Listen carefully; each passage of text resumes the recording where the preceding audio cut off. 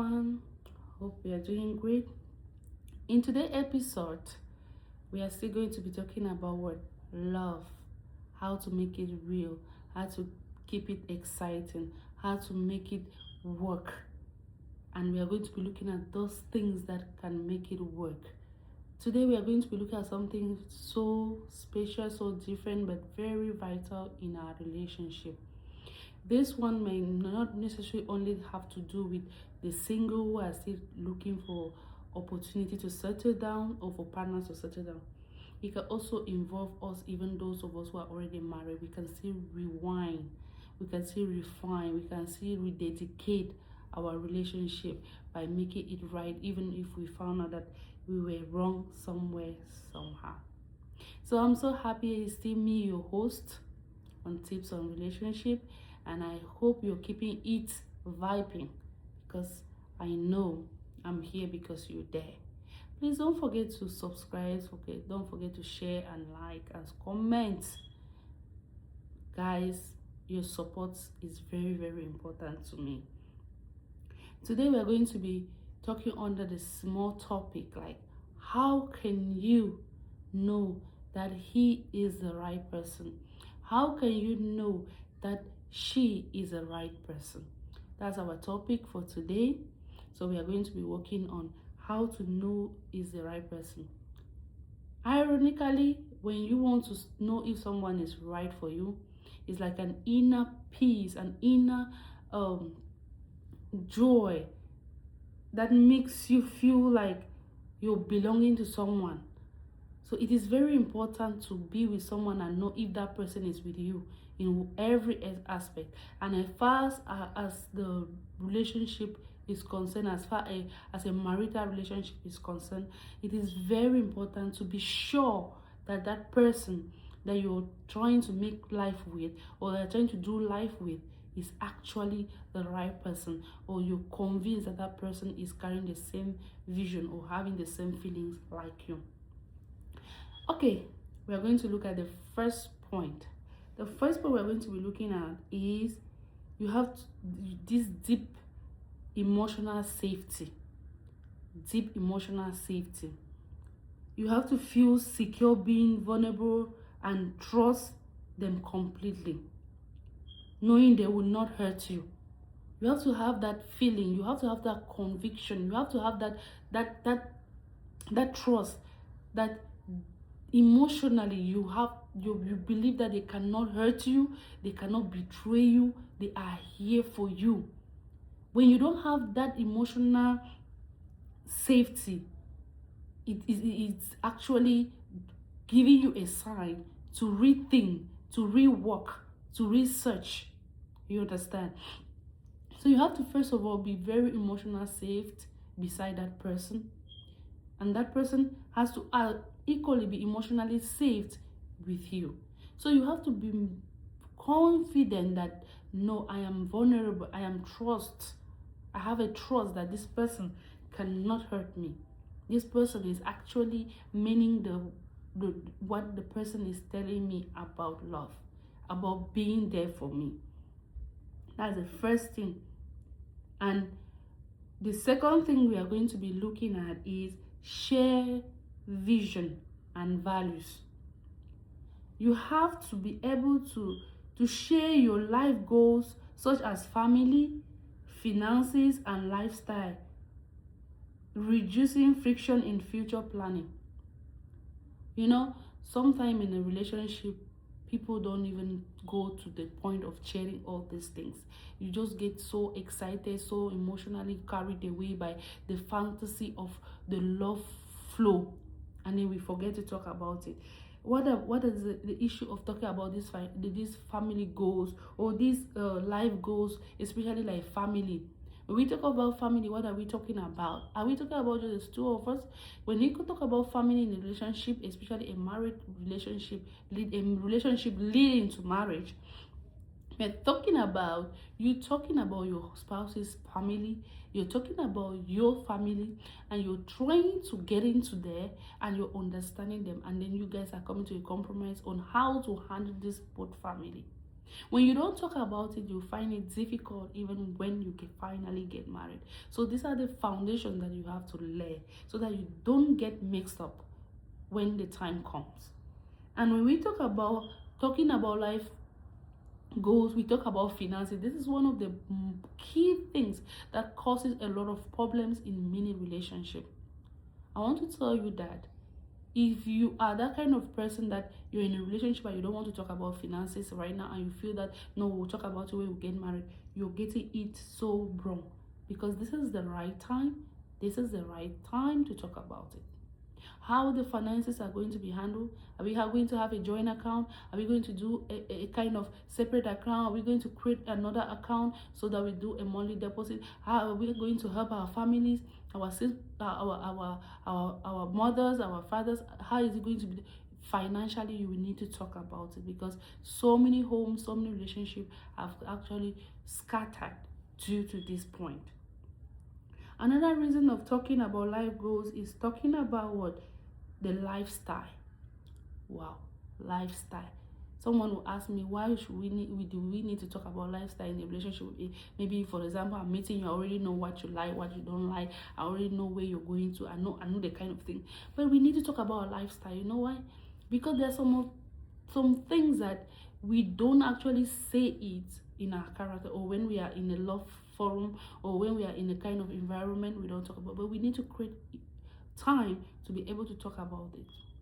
Are you that kind of person who like to be out there? You have like outing, you like going out for clubbing, you like going, like you that kind of social person, and maybe the other person is a kind of a reserved individual. We need to talk about it so that in the nearest future it would not cause us friction.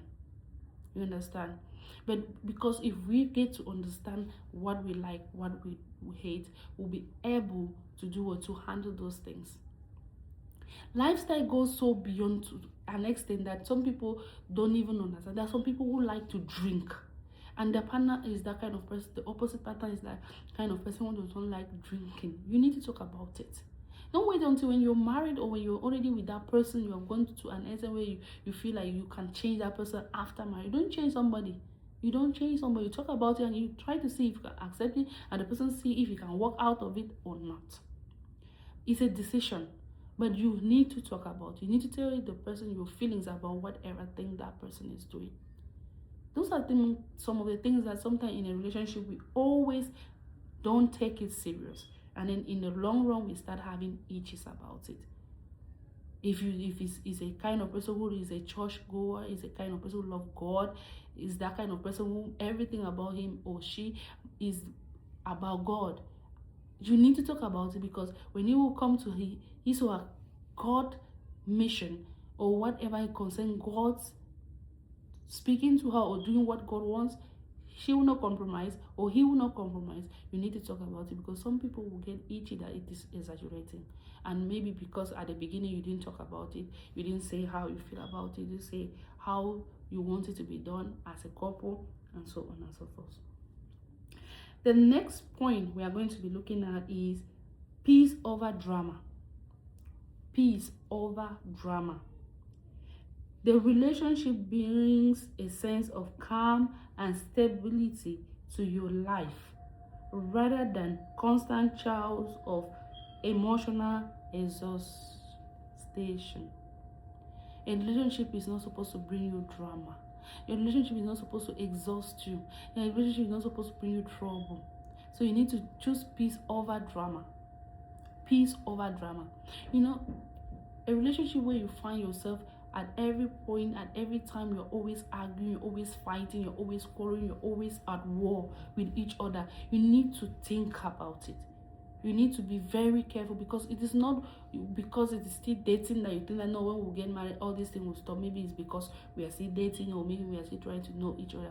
No, it is not about that. It is about you stepping in and trying to understand, see if this relationship will actually be. You need to think and choose peace over drama. Some people have lost their life because they want to make it work. Maybe you started seeing the sign, you started seeing the red flags, and you didn't talk about it, you didn't fight over it to overcome it. you allow it, and when you got married, it continued, and you were like, I thought it was going to end. It will not end if you don't talk about it at the foundation. Those are the foundations that we are talking about. These are the things that we're talking about. In our day-to-day life, we see people having issues of marital violence and all the likes. So we need to choose peace over drama. Okay? And the next point is you need to bring out the best.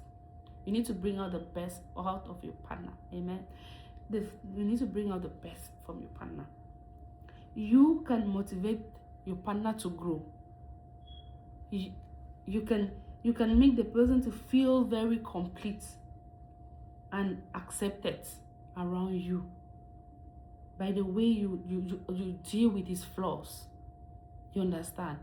You need to make their partner to be able to feel, to do more as far as being good or being the best of himself or herself is concerned.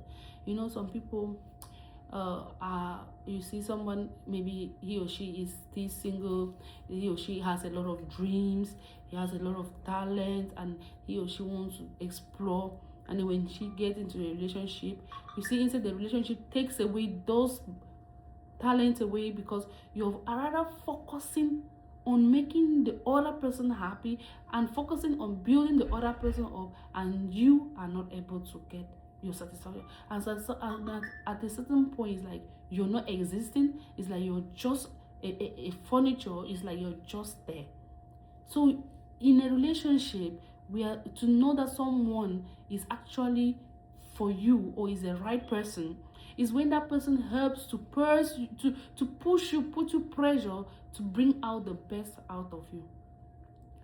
That kind of person who knows that you can do a kind of handwork and it can be of good to you and the society. That person will make sure that he will invest to see that you get there. Or that person will see how he can always motivate you, can advertise you, can take you to places where you can gain more knowledge about it. That's somebody who wants to build his own for his own benefit and for his own achievement and for his own wealth. You understand? So you need to be able to do that, and you need to make the flaws of that person acceptable. You know, imagine that somebody has flaws and you are able to, like, it's okay, I can overcome it, I can withstand it, and I can work with it, and then you walk through it. It's very, very important. So the next point we are going to be talking about now is active partnership. Active partnership.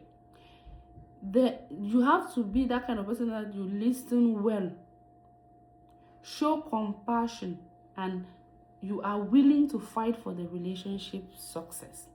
Active partnership. You know, partnership is that kind of a phrase, or partnership is that kind of an act where 2 or 3 persons come together to build up something for it that will not only be beneficial now, but even for the nearest future, that can draw many people together. It's the same thing like in marriage or in a relationship of love. When we should be able to be able to give a listening ear and be able to participate in the growth of the relationship. You should not be that kind of person that you're just in a relationship, you're there driving you. Don't be like you are in a car, you're just sitting, and then all you need is that the driver should drive you wherever you're going. You're not contributing anywhere. Maybe if the car stuck somewhere, people come out to push the car so that it can come out, you're just standing. You should not be that kind of person in that relationship where your relationship have flaws, have difficulties, challenges, and then all you do is fold your arm and you're waiting for the next person to do it. That's how you know if that person is the right partner, because that person is ready to do what? To contribute. That person is ready to listen and to compassionately contribute for the growth of the relationship. If you're in that kind of relationship where you are the only person forcing it, you need to rethink, because the right person will do what? The right person will contribute. The right person will work hard for the relationship to work. When there are issues, that person is trying to look for solution. So those are the things that you need to know, that can guide you to know if that person is the right person for you. And you have to actively work on it. If you want to enjoy your relationship tomorrow, both of you have to contribute. Whatever you are planting in that relationship is what you're going to harvest tomorrow. So if one person is planting, there is already a problem. it should be a two-way something. It should not be one person. It should be a two-way. And then the last point that we're going to look today, we are going to look at independence and mutual support. You both have your own life, but priorities goes with each other's acting as a team. You know, each other, we have our own priority, we have our own things, but we need to work again towards the growth of each other. We already said that. Independent and mutual. We can be independent, we can have our financial account separately, we can have our account differently, we can have our jobs differently, we can have different vision, but then we have a mutual meeting point, which is to do what? Acting towards the same purpose, for the good of our relationship, for the betterment of our relationship, for the understanding of our relationship.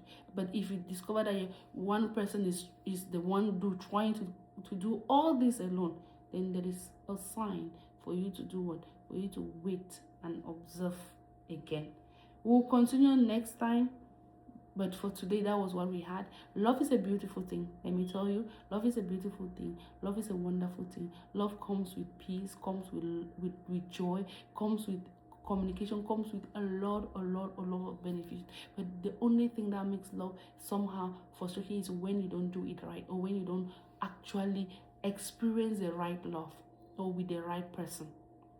So my prayer is that you listening to this video, or you that is going to follow this video, you are not going to be the same. Maybe you're still starting your relationship, or maybe you're already in the relationship and you're going far, or maybe you're even already married and you have not had time to do all this check. You can still recheck. And I pray that it will not be the same for you. You would definitely enjoy your relationship and not to enjoy. When we look at all the points that we have said, we discover that a relationship is supposed to be comfortable. A relationship is supposed to be enjoyable. You're supposed to enjoy with a partner. You're not supposed to go into a drama. You cannot be living single and you're fine and you're doing well, and then you go to try to do a life with someone, and then instead come to a war front. You instead come to a battlefield. You are instead like you're draining instead of growing. You're growing pale instead of taking in weight, because somebody's contributing a little bit to what you already had at your single point. So please love right and choose right. Don't hurry. Don't be fast. You can take time and you'll make it right. That's my prayer for you. Please don't forget, I keep saying, don't forget to subscribe to my channel. Don't forget to follow. Don't forget to share my videos. Please, and if you have questions, please ask. We have just touched few of these questions or few of these points. There can be many others, and if you have different points, please on the comment section, please don't forget to drop it. Thank you.